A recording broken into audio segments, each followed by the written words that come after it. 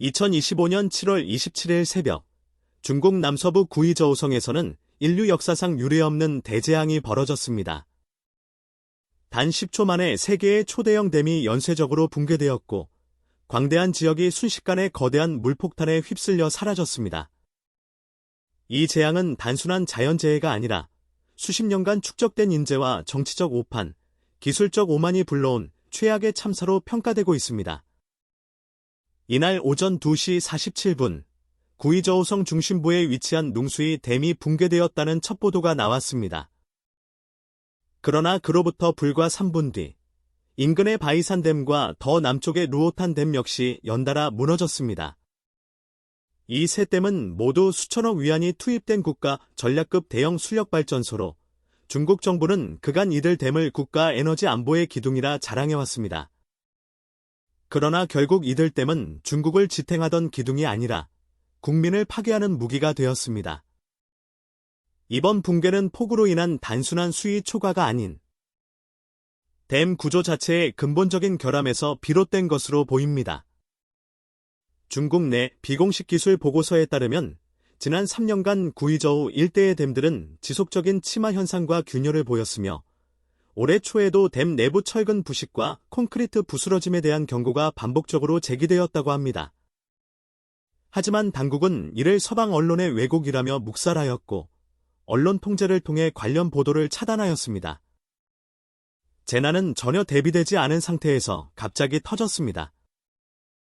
첫 붕괴 10초 후 구이저우성 동부의 17개 마을과 3개 도시가 물에 잠겼고 45분 만에 인구 120만 명의 구이양 외곽 지역이 완전히 침수되었습니다. 도시 전역이 암흑 속에서 수면 아래로 사라졌으며 다리, 도로, 철도, 병원, 학교 등 모든 기반 시설은 붕괴와 함께 쓸려갔습니다. 밤새 피난 행렬은 끊이지 않았습니다. 주민들은 비명을 지르며 산속으로, 지하철 터널로, 고속도로 위로 몸을 던졌습니다. 한 생존자는 외신과의 인터뷰에서 다리를 등에 업고 허리까지 차오른 급류를 가르며 겨우 탈출했다며 세상이 끝난 줄 알았다고 오열했습니다. 또 다른 주민은 방송도, 경보도, 지시도 없이 갑자기 물이 밀려들었다며 이건 재난이 아니라 학살지라고 분노를 터뜨렸습니다. 중국 정부는 사건 발생 3시간이 지나서야 공식 입장을 발표하였습니다.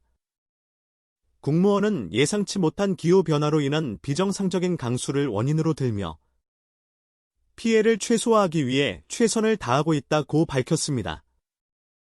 그러나 현장의 실태는 정부 발표와 전혀 달랐습니다. 구조 인력이 턱없이 부족하고 장비는 물에 잠기거나 작동하지 않았으며 피난소는 이미 수용 한계를 초과했습니다. 생수, 음식, 의약품은 턱없이 부족했고 휴대폰 신호는 거의 사라졌습니다. 국민들은 서로를 부축하며 산속의 임시 텐트에 의존해야 했습니다. 특히 이번 사고는 단순한 지방의 재난이 아닌 국가 전체에 영향을 미치는 중대한 붕괴입니다. 세 댐 중 하나는 남방 전력망의 핵심 거점이었고 그 붕괴로 인해 화남, 화중 지역의 전력 공급이 완전히 끊겼습니다. 광저우, 선전, 창사 등 주요 도시들은 오늘 아침부터 대규모 정전 사태를 겪고 있으며 병원은 발전기조차 작동하지 못하는 상황입니다. 반도체 공장과 물류 창고가 집중된 둥관 산업단지는 전면 가동 중단에 들어갔고 중국 증시는 오전장 개장 직후 7% 폭락하였습니다. 이번 사태는 국제사회에서도 엄청난 충격을 주고 있습니다. CNN, BBC, FP 등 전 세계 주요 외신들은 중국 역사상 최악의 인재, 수천만 생명을 위협하는 대재난, 중국판 체르노빌 등 극단적인 표현을 동원해 보도하였습니다. 유엔은 긴급 성명을 통해 국제사회는 즉각적인 인도적 지원을 준비해야 한다고 밝혔고 WHO는 대규모 전염병 위험이 임박했다며 긴급 경보를 발령하였습니다. 일본, 한국, 미국, 독일 등은 잇따라 긴급 원조팀과 자금을 제안했으나 중국 정부는 현재까지 외부 지원을 거부하고 있는 것으로 알려졌습니다. 전문가들은 이번 참사의 원인을 김재중의 인재라고 단언합니다. 수십 년 전부터 많은 과학자와 전문가들은 중국 정부의 대형댐 건설 정책에 반대의 목소리를 내왔습니다. 그 중에서도 가장 유명한 이는 고 황완리 교수로, 그는 댐은 홍수를 막는 것이 아니라 홍수를 키운다고 경고했으며 자연을 거스르는 순간 인간은 반드시 대가를 치르게 된다고 역설한 바 있습니다. 그의 경고는 이제 현실이 되었고 그 대가는 너무나도 참혹합니다. 이번 사태는 단지 구조물의 붕괴로 끝나지 않습니다. 이는 중국 정부가 수십 년간 밀어붙여온 인간 중심 개발주의의 완전한 실패를 드러내는 상징입니다. 국민의 안전보다 GDP 수치를 우선시하고 자연의 논리를 무시한 대가는 이렇게 참혹하게 돌아오고 있습니다. 더 이상 책임자를 숨기고 진실을 가릴 수 없습니다. 전 세계가 목격하고 있으며 14억 인민이 분노하고 있습니다.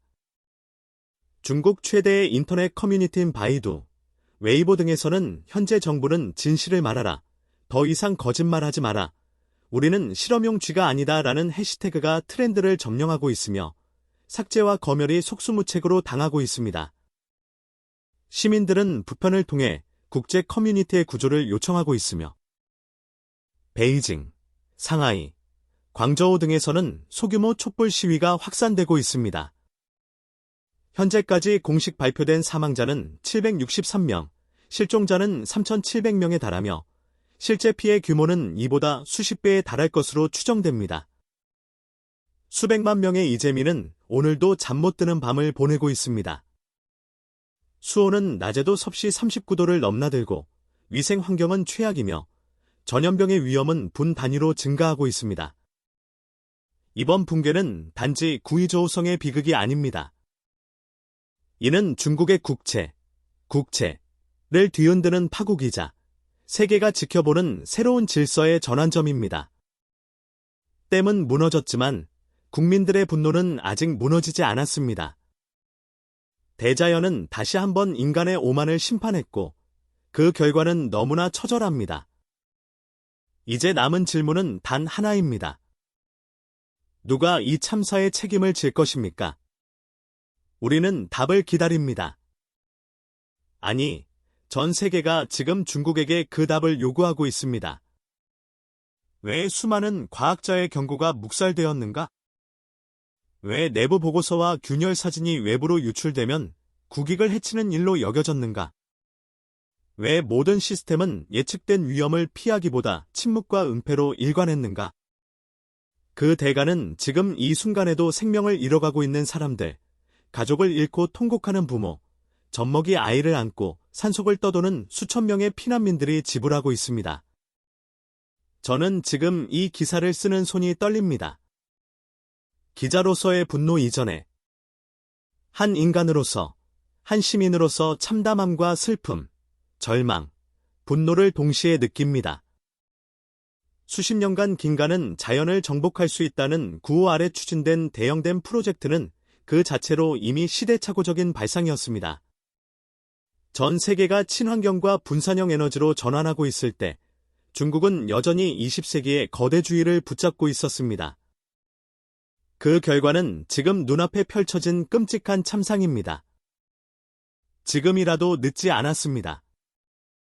이 참사를 기점으로 중국은 인간 중심 개발에서 생명 중심 회복으로 전환해야 합니다. GDP가 아닌 생명의 가치, 기술이 아닌 진실의 힘, 권위가 아닌 투명성이 사회의 기반이 되어야 합니다. 그리고 무엇보다 이 끔찍한 참사의 책임자들은 반드시 역사와 인민 앞에 책임을 져야 합니다. 우리는 기억해야 합니다. 이번 붕괴는 자연이 만든 것이 아닙니다. 이것은 인간의 탐욕과 오만, 권력의 무책임이 만든 인재입니다. 그리고 역사는 지금 이 순간을 분명히 기록할 것입니다. 누가 진실을 외면했는지, 누가 침묵했고, 누가 피를 흘렸는지를 말입니다. 댐은 무너졌지만 진실은 결코 무너지지 않습니다. 이 참사의 교훈은 중국뿐 아니라 전 세계가 함께 짊어져야 할 경고장이며 인류 모두의 거울입니다.